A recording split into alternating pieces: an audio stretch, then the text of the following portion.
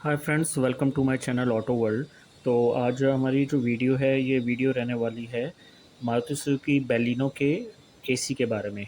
तो आज हम इस वीडियो में मारुति सुजुकी बैलिनो का जो एसी है एयर कंडीशनिंग उसके बारे में बात करेंगे। तो जैसे आप इस वीडियो में देख पा रहे हैं, जो बैलिनो है उसमें बेस मॉडल से ऑटोमेटिक एसी आता है और उसमें ये सब फंक्शंस आते हैं। तो ये जो लेफ़्ट साइड का जो लीवर है ये बेसिकली आपके फ़ैन स्पीड को बढ़ाने और घटाने के लिए होता है। और ये जो राइट साइड में जो लीवर है ये आपको टेम्परेचर को बढ़ाने और घटाने के लिए होता है। बाकी नीचे आपको ये ऑप्शंस मिल जाते हैं बहुत सारे। तो जो फर्स्ट अगर आप देख पा रहे हैं जो ऑप्शन है जो लाइट जिस पे ऑन है ये है एयर सर्कुलेशन का। तो अगर आपको अंदर इस कैबिन की इस हवा चाहिए तो उसके लिए आप एयर सर्कुलेशन ऑन कर सकते हैं। अगर बाहर की हवा चाहिए तो आप उसको ऑफ़ कर सकते हैं। ये एसी का बटन है जिससे कंप्रेसर ऑन ऑफ हो जाता है और ये ऑफ़ का बटन है जिससे आप डायरेक्ट एसी ऑफ़ कर सकते हैं। उससे फ़ैन भी आपका बंद हो जाएगा, बिल्कुल ऑफ़ हो जाता है। उसके बाद ये ऑटोमेटिक एसी है जिसमें कि आप ऑटोमेटिक का बटन जैसे आप दबाओगे तो उसके बाद आपको फ़ैन स्पीड को कंट्रोल नहीं करना पड़ेगा, फ़ैन स्पीड ऑटोमेटिकली कंट्रोल हो जाती है। आप सिर्फ टेम्परेचर को सेट कर सकते हो। तो आपको फ़ैन स्पीड बढ़ाने घटाने की ज़रूरत नहीं पड़ती अगर आप ऑटो पे कर देते हैं। ये डिफ़ॉगर के ऑप्शंस हैं फ्रंट और रियर। तो फ्रंट में आपकी फ्रंट विंडशील्ड का डिफ़ॉगर ऑन होगा, रियर सीट में रियर डिफ़ॉगर का ये ऑन होगा। और ये फॉग में काफ़ी हेल्पफुल होता है। साथ में लास्ट में ये डिफरेंट ऑप्शंस हैं कि आपको हवा आपके जैसे फेस पे चाहिए या पैरों पे चाहिए, तो डिफरेंट मोड्स होते हैं। तो बेसिकली ये सब डिफरेंट ऑप्शंस अवेलेबल हैं एसी के। ये ऑटोमेटिक एसी है और ये बेस वेरिएंट है मारुति सुजुकी बैलिनो का। तो बेस मॉडल से ही आपको ऑटोमेटिक एसी मिल रहा है, तो आई थिंक ये एक बहुत अच्छी बात है कि आप बेस मॉडल से ऑटोमेटिक एसी ले पा रहे हैं। और आई थिंक इस सेगमेंट में ये एक बहुत बड़ी चीज़ है कि आप ऑटोमेटिक एसी का बेनिफिट आपको मिल रहा है। क्योंकि इस प्राइस रेंज में जनरली आप देखेंगे तो आपको ऑटोमेटिक एसी मुझे नहीं लगता कि इस प्राइस रेंज में और भी कोई भी गाड़ियाँ एट प्रेजेंट प्रोवाइड कर रही है बेस मॉडल से ऑटोमेटिक एसी। तो ये कुछ यूनिक फीचर्स हैं जिस वजह से मारुति सुजुकी बैलिनो मैं कह सकता हूँ कि आज के टाइम पे भी काफ़ी फेवरेट कार रहती है। अगर आप देखें तो जनरली टॉप 10 कार्स में बैलिनो का नाम रहता ही है, क्योंकि इतने फीचर्स आपको बेस मॉडल में मिल रहे हैं।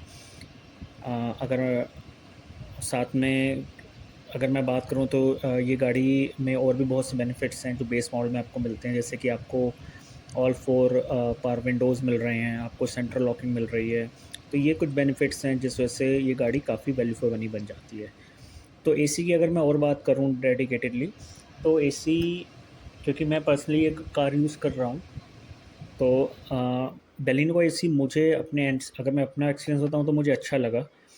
कुछ लोग जैसे मैंने देखा था कि यूट्यूब पे काफ़ी लोग बोल रहे थे कि इसका एसी इतना इफ़ेक्टिव नहीं है, जो एसी लास्ट जनरेशन था उसका एसी ज़्यादा अच्छा था। तो अगर मैं एसी की बात करूँ तो इसका एसी मुझे इफ़ेक्टिव लगा, मुझे ऐसा कोई प्रॉब्लम नहीं लगी इसमें। और क्योंकि ये बेस वेरिएंट है तो इसमें सिर्फ फ्रंट में ही एसी आता है, रियर एसी वेंट्स नहीं आते हैं। बट स्टिल अगर इसकी फ़ैन स्पीड अगर आप उसको फुल पे कर देते हैं या एक एक मतलब फुल से एक स्टेप कम भी करते हैं तो भी आई थिंक पीछे जो है ईज़िली जो एयर फ्लो वो चला जाता है। और कूलिंग इसकी अच्छी होती है, कुछ कुछ ही मिनट्स में ये कूलिंग अच्छी कर देता है। बाकी कुछ टिप्स हैं जो मैं आपको सजेस्ट करूँगा अगर आपको चाहते हैं आपकी गाड़ी का एसी जल्दी कूलिंग हो। स्पेशली अगर बैलिनो के बारे में है, बैलिनो कार है तो उसके बारे में भी बेनिफिशियल रहेगा। तो इसमें जो सबसे बढ़िया चीज़ मुझे लगी इसके एसी के बारे में कि ऑटोमेटिक एसी है। तो अगर आप ऑटोमेटिक का इसमें बटन है ऑटो का, अगर आप उसको दबा देते हैं तो आपको फ़ैन स्पीड को एडजस्ट करने की ज़रूरत नहीं पड़ेगी।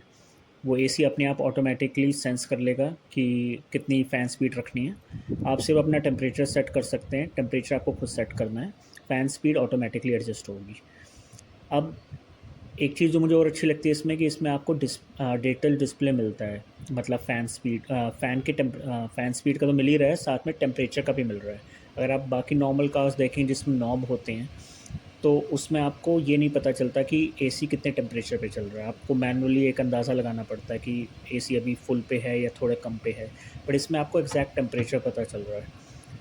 तो इससे बेनिफिट क्या है कि मान लीजिए अगर बहुत ज़्यादा गर्मी नहीं है, जैसे कि अगर आप बिल्कुल धूप में नहीं चला रहे, शाम में के टाइम चला रहे हो या रात में ड्राइव कर रहे हो, तो आपको मिनिमम एसी मिनिमम टेम्परेचर पे जाने की ज़रूरत नहीं है, आप 25 या 26 पे भी चला सकते हो। अगर बहुत गर्मी नहीं है, बहुत तेज़ धूप नहीं है, तो शाम में या रात में तो आराम से आप इसको 25 पे भी चलाओगे। और इसकी फ़ैन स्पीड आप रखोगे या ऑटो पे रखोगे, या स्टार्टिंग में जब आप गाड़ी स्टार्ट कर रहे हो आपको लग रहा है कि बहुत गर्म है, तो उस समय आप फ़ैन की स्पीड बढ़ा सकते हो, उसके बाद आप कम कर सकते हो। या ऑटोमेटिक पे भी आप छोड़ सकते हो, अगर उस एसी को लगेगा कि अभी फ़ैन स्पीड बढ़ानी है, तो स्टार्टिंग में जब गाड़ी ज़्यादा गर्म होगी तो फ़ैन स्पीड बढ़ा लेगा और बाद में वो अपने आप एडजस्ट कर लेता है ऑटोमेटिकली, या आप मैनुअली भी कर सकते हो आप चाहो तो बेनिफिट इसका ये है कि एक तो आपको टेम्परेचर दिख रहा है एग्जैक्ट कितने पे एसी चल रहा है। इसका बेनिफिट क्या होता है वो मैं आपको बताता हूँ। जैसे नॉब वाले जो नॉर्मल एसी होते हैं उसमें आपको एग्जैक्ट टेम्परेचर नहीं पता चल पाता, इसमें एग्जैक्ट टेम्परेचर पता चल रहा है। तो जनरली मैं जो करता हूँ वो उसको 25 या 26 पे चलाता हूँ। अगर शाम या रात का टाइम है तो मैं जनरली 25 इवन 26 पे भी कभी कभार कूलिंग दे देता है, नहीं तो 25 भी आ जाता है इसमें ऑप्शन जैसे, तो आप उस पर भी चला सकते हो। तो 25 पे ये अच्छी कूलिंग कर लेता है शाम के टाइम या रात के टाइम तो डेफिनेटली। हाँ, अगर बहुत तेज़ धूप बिल्कुल हॉट समर में चला रहे हो, बहुत धूप है, बहुत तेज़ गर्मी है बाहर, तो उसमें फिर आपको वो टेम्परेचर को कम करना पड़ेगा। शुरू में फ़ैन स्पीड फुल रखनी पड़ेगी कुछ टाइम के लिए। उसके बाद जब आपको लग रहा है कि कैबिन कूल हो गया है 10-15 मिनट में, तो आप उसको बेशक बंद भी कर सकते हैं।